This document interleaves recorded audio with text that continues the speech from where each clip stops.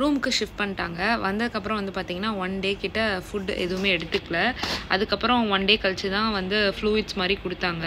So என்னை பார்க்குறதுக்கு ஊர்லேருந்து அத்தெல்லாம் வந்திருந்தாங்க.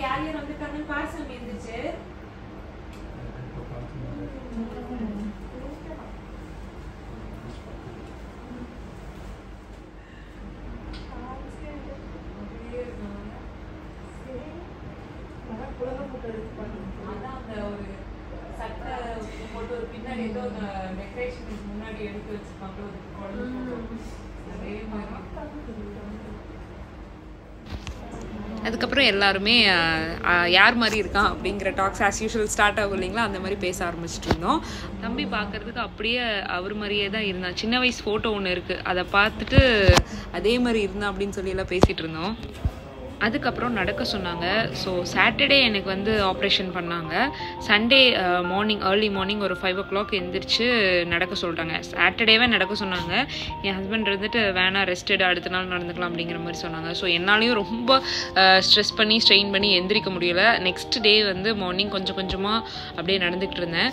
ஃப்ரம் காலேஜ் டு ஹாஸ்பிட்டல் 2012 இப்போ வரைக்கும் என் ஹஸ்பண்ட் எல்லா விஷயத்துலையுமே எல்லா இடத்துலையுமே என் கூட இருந்திருக்காரு. ஸோ எனக்கு சப்போர்ட்டாக இருந்திருக்காரு, ஒரு பேக் போனாக இருந்திருக்காரு. எந்த இடத்துலையுமே என்னை விட்டு கொடுத்தது கிடையாது மெயினாக. ஸோ இந்த இடத்துல நான் வந்து அவருக்கு தேங்க்ஸ் சொல்லணும் அப்படின்னு நினைக்கிறேன். தேங்க்யூ ஸோ மச் நவீன், நீ இல்லைன்னா நான் இல்லை. And I love you.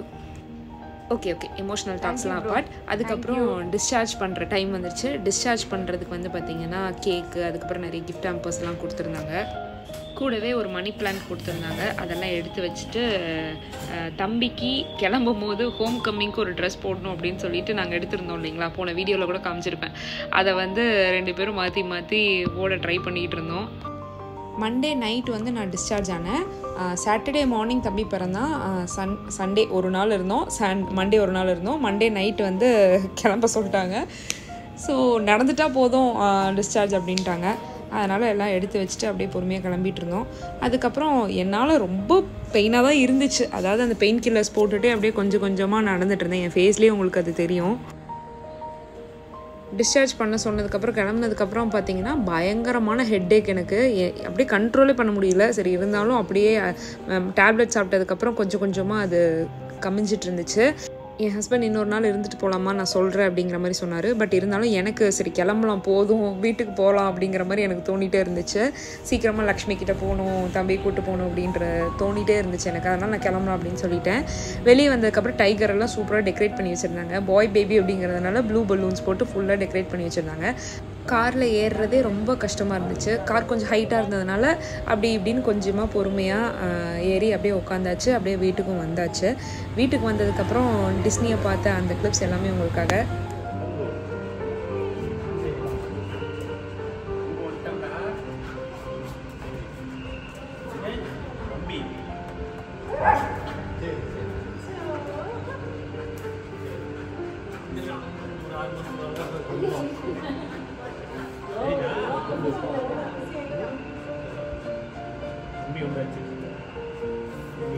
Ini ஏன்னே தெரியல, கார் வந்து நிற்கும்போது டிஸ்னியை பார்க்கும்போது என்னால் கண்ட்ரோலே பண்ண முடியல அவ்வளோ அழுதுட்டேன். பட் அதெல்லாம் வீடியோவில் காமிக்க வேணாம் அப்படின்னு விட்டாச்சு. ரொம்ப எமோஷ்னல் ஆகிட்டேன். பட் ஸ்டிச் பெயின் அதிகமாக இருந்ததுனால சரி நான் வந்து என்னையே கண்ட்ரோல் பண்ணிக்கிட்டேன். அதுக்கப்புறம் வீட்டுக்கு வந்ததுக்கப்புறம் பார்த்திங்கன்னா சூப்பராக டெக்கரேஷன்ஸ்லாம் பண்ணி வச்சுருந்தாங்க. எனக்கும் ரொம்ப ஹாப்பியாக இருந்துச்சு. ஓகே, சூப்பராக வெல்கம் பண்ணியிருக்காங்க தம்பியும் என்னையும் அப்படின்னு சொல்லிட்டு ரொம்ப ஹாப்பியாக இருந்துச்சு.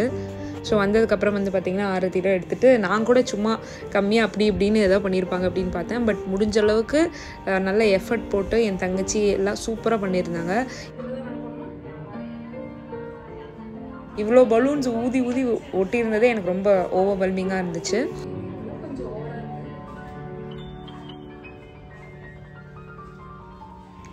வந்த உடனே முதல்ல முருகர் பார்த்து சாமி கும்பிட்டுட்டு எப்படி வேண்டிட்டு போனோம் அதே மாதிரி திரும்ப கூட்டிகிட்டு வந்துட்டேன்னு நன்றி சொல்லிவிட்டு தம்பியும் வந்து எல்லா சாமிக்கிட்டேயும் காமிச்சிட்டு அதுக்கப்புறம் அப்படியே வீட்டுக்குள்ளே போயாச்சு.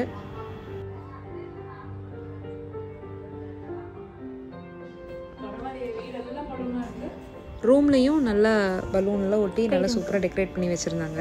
நடக்க நடக்க பெயின் வந்து ஃபேஸில் தெரிஞ்சிட்டே இருந்துச்சு. பட் இருந்தாலும் நான் ஃபேஸில் பெயின் காமிச்சேன் அப்படின்னா என் ஹஸ்பண்ட் ஓவராக ரியாக்ட் பண்ணுவாருன்னு நான் வந்து அப்படியே சப்ரஸ் பண்ணிகிட்டே இருந்தேன்.